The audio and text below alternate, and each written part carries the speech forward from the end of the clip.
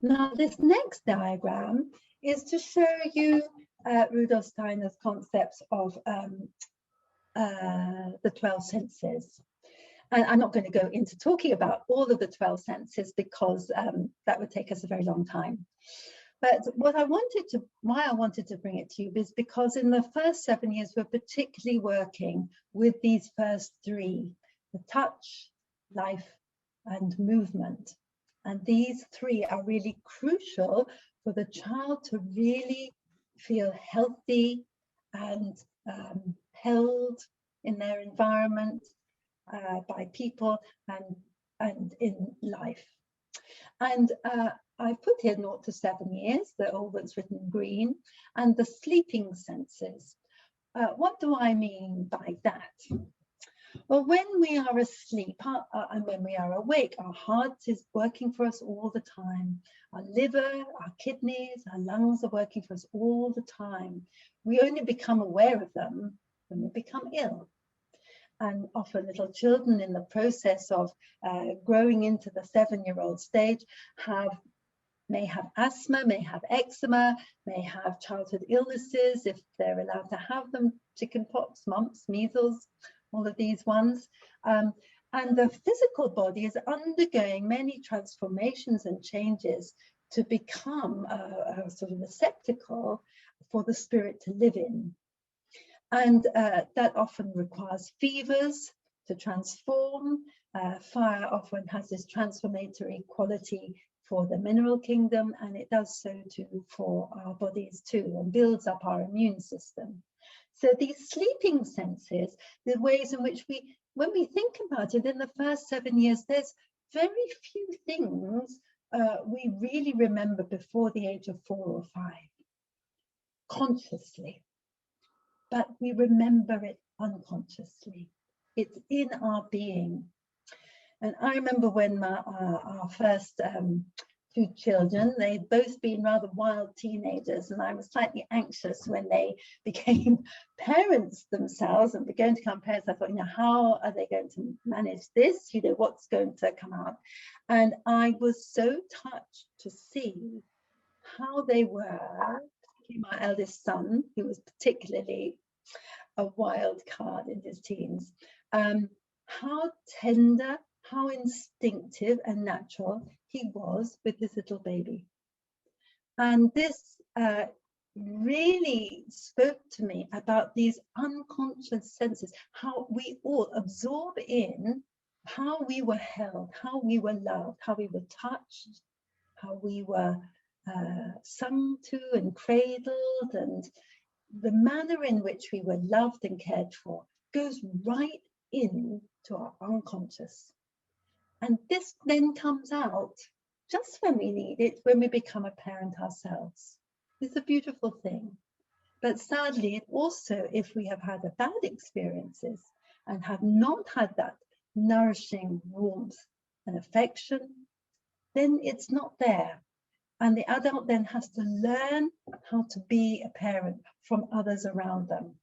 So this is a big awakening. And sadly, we also know that when there's abuse to a child, it often comes out, and they too become abusers, not always, but frequently, if they haven't had help to recover from that childhood trauma. So if we look at this sense of touch, these first 3 senses, the touch, life and movement, we've got all these other ones which are becoming slowly more and more conscious until thought and a sense of self are very awake senses. But we're going to look just for tonight on these few early ones. What is so important about them? Well, touch is the pivotal sense. I would go so far as to say that how we were held and the warmth we received as a baby has a huge impact for the rest of our lives. And we experience this when we are also with people as adults.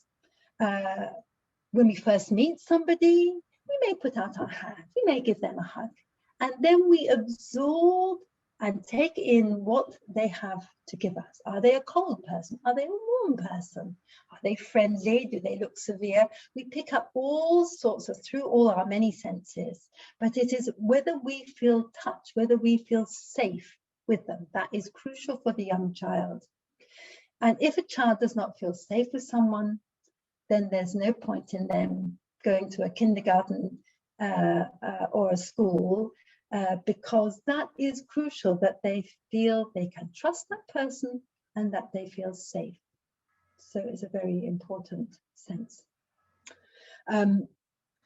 Warmth is also, this is one of the later senses, but this sense of warmth comes into touch, and we all know that when a child hurts themselves or falls over, they need to have this hug, they need to have a cuddle, they need to have maybe a glass of water, they need the warmth of your inner being, this inner heart that they really relate to. Well, somebody said to me the other day, when you're with very young children, they look at you as if they're looking right into your soul. There is no differentiation. They can see right through to your inner being. So they are being touched by the inner quality of your being. And that really nourishes them. So you may not be the world's most organized person. You may not feel like you have a wonderful singing voice. So how are the children going to learn to sing? You may think, I'm not great at sewing or knitting or painting, or, you know, you may not feel in your, externally you can do these things. But if you have this warmth of enthusiasm and interest in the children around you and in what you're doing, that is enough. That is what really sparks off this interest and liveliness in the children, and that's what they respond to. I once went to a kindergarten where the teacher loved singing, but she had really sang out of tune, and it was a miracle that all the children in the class sang beautifully and sang the whole tune as if by some magic they could pick it up from her. So it's some sort of magic goes on in children. And then this other picture here, this picture of life, and I put these children all dancing in the rain. It's obviously been really boiling hot and they're all so happy to be out there. And look at this carefree gesture. They're totally enjoying themselves, running around, some of them barefoot in the rain, laughing and singing in amongst each other. And this sense of life is often what actually present day education finds difficult, because it needs a lot of space, it needs a lot of room to be active. And this is what a happy child, unless they're asleep or ill, is always on the go. They are very different from adults. You know, a happy, healthy child is always on the go. When they've eaten, they want to get out and be out doing things straight away. So we are, although we try and make a nice ritual out of meal times and extend that period a bit longer, this joy of life is something really part of early childhood, and we don't want to squash it, and we want to give it as much free rein as possible. And combined with life is movement. And here we have a rather beautiful image, I'm sorry it's so small, but of a young girl doing eurythmy in a beautiful red costume. And so the beauty of movement, which we try and bring in our songs, our ring times, in our imagination, in creating stories about the farmer sowing the seed, or the little plant growing, or the little rabbit hiding behind the trees because Mr. Fox is coming. Through our imagination, we can use this movement and mobility in our mind and in our physical body to really engage the children. And they really love that. They really love that, and can bring humor in as well as times of seriousness and quietness. And all of this then marks this next 7-year stage. Is hopefully by the age of 7, there's a period of balance. And we see it from a physical body, that the child is beginning by 9, 10 to become the head, and the trunk and the legs are now very much in a beautiful proportion. And this sense of balance of the child being in a state ready to go into more academic learning. So we need to get to this state of balance before that can really happen. So it needs this full 7 years. So I'm now going to bring a little bit about the nutrition On the physical body, very important, and I wish that it was as important in all main schools and upper schools too. And some schools do have the food is cooked, biodynamic or organic food is cooked and farmed and brought in on the premises, and that's really wonderful. But often it only happens that the children in kindergarten really have this very good nourishment in their day. Many stay for lunches now. In the old days, they just stayed for the morning, but nowadays they are there for both, and so they have often a grain for the day of the week. So we're trying to bring a balance of the grain so it's not over dominated by wheat, which in this country we have wheat in virtually everything, but we have a rice day, a barley day, millet day, rye, oats, maize and wheat. And so we try and bring this balance into the child's physical body to nourish them in a balanced way. But we also bring, of course, the fruits and the vegetables and the leaves as well. And this links in very much to the temperaments. And although the temperaments are something that really are spoken about in and used as a tool in the main school years, 7 to 14, you cannot but help be aware of them in kindergarten too. And I'd just like to touch on these aspects so that we really get a feeling for them as well. So the fruits are very much related to the choleric, the heart. They need warmth to ripen, and they need heat as well as the moisture and the air around them. They need this heat. And on a physical level, the more choleric temperamented child, the more hot, more prone to temper tantrums, to the leaders of this world, are the ones who are very dominant, challenging.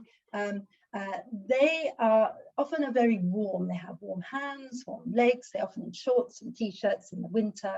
And they often are the ones who will have this tendency to high temperatures when they get ill. And so we look at how we can balance and talk to the parents too, how they can balance their heat that they have too much of in their diet. And we will also talk to a different type of child, the more sanguine child, who is more in their affected by their kidneys. They're very light, more changeable, hot, blow cold, more changeable, have more anxiety problems, poor attention problems. We will look at their diet as well, and are they eating too much fruit, and maybe they need more root vegetables to counteract this sanguinity. Then we might look at the phlegmatic, the more round, the child who really loves their food. Eating food is the highlight of the kindergarten morning or of the day at home. That they have a tendency to congestion, to obesity, to too much damp. So we look at what can we do to warm them up a bit, give them a bit more fire and heat in their diet, so that they can then be more healthy and robust in their life. And then the more melancholic child, who's a rather thin, rather cold child, who can be rather inward, often likes to have their hood up a lot in the kindergarten, tends to play on their own, tends to be, has digestive problems, can't eat things, a bit more melancholy and depressed, very perfectionist. So how can we warm them up, bring light and warmth and generosity into their life? Through the root vegetables, by having nice warm soups and warm grains. So we really look at nutrition as well as a way of the physical body of nourishing the soul and the spirit of the child. And so when all of that is really beautiful and balanced, then we have lots of lovely opportunities for children where they play well together. They feel safe, they know each other, they know their teacher, they know what's coming, that there is this rhythm of the day, which they feel very at home with, of an activity, free play, tidy up time, ring time, where they sing songs. Then they have their snack time, where we all eat together. then playtime outside, and then story time. And this is the same rhythm every day. So here we have some nice little examples. Playing together, or this little one playing on her own with the dollies, playing on the swings together, also free, also lovely, full of wonder at the natural world. Oops, sorry, I'm trying to make it a bit bigger. There we go. Learning through imitation, washing, tidying up. This will be a kindergarten that's been tidied by the children. Isn't that beautiful? Full of chaos and playtime, all tidied up again. And every day, breathing out and play and breathing in by bringing order back again. And so in the natural world, we take them out into nature as much as possible, finding nests if we can. If you read stories of 100 years ago, all the little boys and girls knew where the nests were, where the birds would lay their eggs. Nowadays, there's probably hardly a child at all who knows where the robin or the wren makes their nest. But we bring them to chickens and the hen world, little lambs in the springtime. Spring is where we are now. And we bring this into their creative artwork, making little pom-pom chicks, having a little centerpiece on the table where we eat our food with lambs and some blossom, making little lambs together, showing them how to make things, growing things in the garden, bringing them in and chopping them up to make our soup, and eating them together. Going to see the craftsmen making the pots and learning how to make bread ourselves, and playing at making bread, or being a potter, or being a maker of things in the sand pit. Making something beautiful quietly on our own with colour. Seeing how all things are interwoven together. The basket maker, the child. This is a whole group project that I did. So children took turns in doing a bit of weaving, but they're all related to the basket maker that we saw, into ring games that we did when we wove in and out of each other and round the village, maypole dancing in spring, and this whole community coming together. This is what the children love, is when we're all together, all sharing in this big family environment and making beautiful things together, like the eggs that children have been making and weaving garlands. And at the end of our day, and I hope I'm not going too far over time, we have story time. And these stories from different countries, from around the world, that we tell as puppet shows, that we can maybe tell very simply on our lap, but then can be imitated by the children. And look at the concentration, and they're totally unaware of the photograph being taken of them, and the joy of sharing. So I'd like to stop there and hope I've given you a picture of what I feel are the important elements in early childhood. Thank you. We So have if there are any question. questions now, yeah, for questions now, yes. We have only one, so maybe we might have some others, because we do have time maybe for others, so please fire away with them. Yeah. So the first question for you: how do you feel about children using screens to attend online Waldorf classes? Do you see this quite different from watching cartoons, etc.? Well, in the first 7 years, I don't think children really need screens at all. I think that for, we have had to in the pandemic for the other classes, but I know a teacher I know who has been running online classes for class 7 found that actually he has just done 1 hour teaching a day, 1 hour block. And all the movement, he would set craft examples to do, painting, movement, asked the parents to go and run a circuit with them, practice doing playing with ball games, things like that with them. he found that actually you could limit the work, the intellectual work, for an hour, because the concentration really can't last for that much longer. And children zone out, adults zone out. I've been on conferences which are all day and they're just too much. There's only so much you can take in on a screen because we're not having this human interaction. And as my grandson said, who doesn't go to a Waldorf school, you know, I've really missed mucking around with my mates in the class. And although we want to think our children are learning, but of course this interaction, this playfulness, is all part of being in a school environment. It's all very serious when you're doing it full time, non-stop online. So I think that, yes, for me personally, and I can say this from experience, that we didn't have a television, we didn't have computers with our young children. In fact, we didn't have anything till they were 14. And of course, they grumbled sometimes and said, why are we so weird? Why don't we do things like other people do? And I just said to them, you will learn things in this time when you are sometimes bored. We learn instruments, we learn how to make things, carpentry, we did lots of gardening. And my eldest son, when he was 19, he said to me, I never forget it, Mum, I know now why we didn't have screen time when I was young. Now, he's now 41. So the world has changed since then, and children are on screens and have their own phones. And, you know, he was at state school when computers were just coming in. So there's a whole other talking about screens.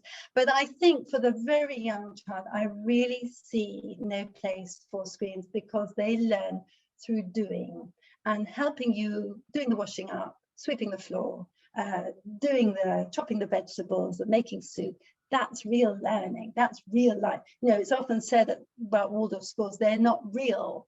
They're in fairyland, but they're not. They're much more in the real world, I think, than other schools are. Yeah. Any other questions? Yeah. There's another question. Could you recommend a particular book to support parents with children from 0 to 7 age group? Well, one of my favorites is Families, Festivals and Food. It's got lovely stories, poems, songs, crafts, got everything in it. It's such nice. It's the first book I bought when I became a Waldorf parent, because I didn't go to a Waldorf school myself. I wish I had, but I didn't. That was my first book. The other first book I bought was Education Towards Freedom, which gives a beautiful illustrated overview of the whole education.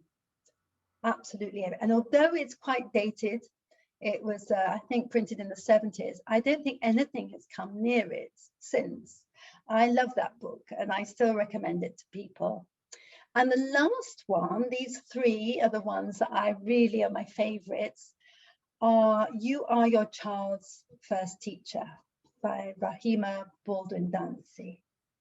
And that's a beautiful book. She came to Waldorf education as a midwife in America, and then became an early years educator. And her daughter now was in charge of the parent and child years and creating home away from home. And it's a beautiful book because it answers so many questions. At the end of each section, there are questions, there are resources, and she's very practical, down to earth. And I think Steiner would have really liked her because he was a very practical, down to earth sort of person. He really wanted education to be rooted in the real living world. So those are my three. Maybe Lucia, you could type them in at the bottom and then people can jot them down. Would that be possible? Or John? Yeah. Yeah, okay. Mm-hmm. Will do. Thank you. And another question. You talked about touch being important. With the pandemic and social distancing, do you think this could be affecting our children? And yeah, in a word, yes. Yes, and interestingly, the little children seem to have been fared better than older children. And they certainly fared better than teenagers. I think it's been really difficult for teenagers because they're at that stage of life when they are in a big transition hormonally, really meeting, just as the 9-10-year-old crisis was leaving early childhood. The 14-15-year-old crisis is really meeting the self. And it's, who am I? Why am I here? Where am I going? I don't like how I look. I don't like who I am. I don't, and this sense of real confusion, which they've never met before. And then with the whole world being in confusion and being locked in, it's very, very hard for them. I think the little ones have, because they're so connected to the spiritual world, they're more robust. They have their imagination and creativity. And I think as long as they've been able to get out and have a little walk, and that they have, I know many parents who have started gardening, who've never had the time to garden before, even if it's putting little runner beans in a jar and watching it grow and digging a pond. So many people in a tiny little pocket handkerchief garden, or have gone to the allotment, or have gone to the city farms regularly. Even in my lane, I live in the country, we have seen so many more people. It's really busy now, and people have started walking who never did before in their locality. So I think this the pandemic and the lockdown, what the early child needs is to have adults around them who stay calm. When you think about it, it's interesting. The doctor once described to me, Michaela Glockler, who's a very well-known anthroposophic doctor, and she described how when in the Holocaust, when the family were escaping, and there were bombs everywhere, you know, we haven't got bombs, we're just having to stay in, and Jewish family, so the whole of their community were being exterminated. And the child trusted that all would be well, because the mother said, all will be well. We will be safe. I will be here for you. And this assurance, this inner assurance, even when intellectually we were not sure ourselves, but this inner ability to stay calm, to be here. We're here in the here and now, and I am with you, and I love you, and we are safe. And that's all we need. And then the child will remember that. And this child became the man who then remembered his mother having said that. And all sorts of terrible things happened in his life, but he remembered his mother having the confidence to say that to him. That's a real gift. That's a real teaching experience. Yeah, so I think that is what children really need, is for us to stay calm, to be measured, to say it's not nice, but look at the nice things we can do, to see what's positive. That's really important for children. Yeah. Any other questions? There are 2 more questions, Joy. We might be able to fit them both in. Squeeze them in before we finish. Yeah. So what else will aid the... Oh, it's gone up. What else will aid the choleric child other than presumably root vegetables? Well, the choleric child sometimes needs cooling down. They often like hot, spicy food. They like curries, Bombay mix, you know, they like hot things. So we need to try and put some cooling things in, cucumbers, melons. We put things in, you know, we maybe make a smoothie with some yogurt maybe, and add some of these more cooling pears as well. So they have that as a drink. That's a really nice thing for a child. So we're using things which are cooler maybe, that are watery, bringing in fruits and things as well, and looking at grains. Oats really heat you up. So we're looking maybe at a cooler grain like rye, which you really have to chew on, a nice chewy crust of rye. So we're looking at things which are not encouraging the heat, but are really cooling it down a little bit. So the root vegetables are something that they probably would like, and that was something maybe they have a natural affinity. They like their hot baked potatoes and their hot stews as well. And so we don't need to emphasize that. So we're trying to bring in some of those other ingredients to temper the heat that they have. Yeah. Thank you, Joy. And the last question, what do you consider is the best way to challenge the current view of over-intellectualizing education? Oh, this is such a... well, I think by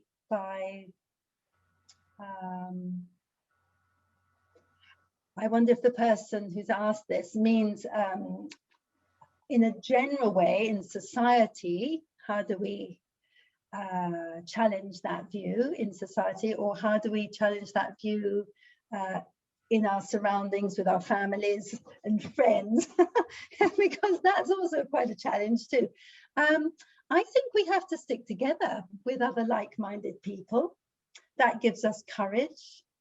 I think that when we have, and finding world of education, biodynamics, anthroposophy, through medical therapeutic ways, all these different ways people come into meeting anthroposophy is very nourishing, and once you have it, you sort of can't let go and you want to have more. And I think that the more people, when we see how world of education, it may not be thriving and is struggling really hard here, but look how it's taking off in other countries. India, China, Nepal, Indonesia, you know, it is spreading worldwide. I've even met somebody who's trying to start, you know, in Africa as well, Ethiopia. There's still countries, Armenia only has one little tiny kindergarten, Turkey as well. It's very variable how it takes off, but I think to have trust that it is there, that human evolution is slow. It doesn't come to things quickly. And in a way, what Rudolf Steiner talks about this and says, we will go very much down a materialistic, humanity will go down a very materialistic phase in the 20th and 21st centuries. And this will be a real challenge to all of us to find in a new way the spiritual. And I think it's quite an interesting thing that given that we have all these gadgets, which we're all making use of, this one person or two people or group of people who created this thing called the internet and then created screens and Zoom. And, you know, aren't we lucky there? These inventive, creative people probably had a great childhood playing a lot of the time. Often they're quite naughty children who invent all these things because school doesn't make sense. They just want to be inventing all the time. But we are going to a period of time where we're having more and more mechanization, where the human connection possibilities are less. So we are being challenged, and the pandemic has really thrown the whole world into a situation where we're having to ask, how are we looking after the planet? How are we looking after each other? Do our medical services, are we funding them properly? Is our government looking after just the wealthy or the poor as well? How are we caring for this beautiful planet? Are there other things to do other than work, earn money and spending our times in front of a screen all the time? Are we a parent always on our phone? How can we be a good example of how to be a whole human being? What is it to be human? And Steiner said, we're going to be asked this more and more. So the best way to counteract this materialistic drive that is out there is to really connect with other people and to create these beautiful schools, and to make music together, do creative activities together, sewing, knitting, gardening, growing things, to do all these things in this new way. And there are a lot of people who want to know about it. So if you feel able, become a teacher and go and reach out to other people. There are a lot of people looking for you out there. Yeah. Thank you. Thank you very much, Joy. We could quite easily spend another hour dialoguing and listening to you, and it's really thank you. Thank you for inviting me.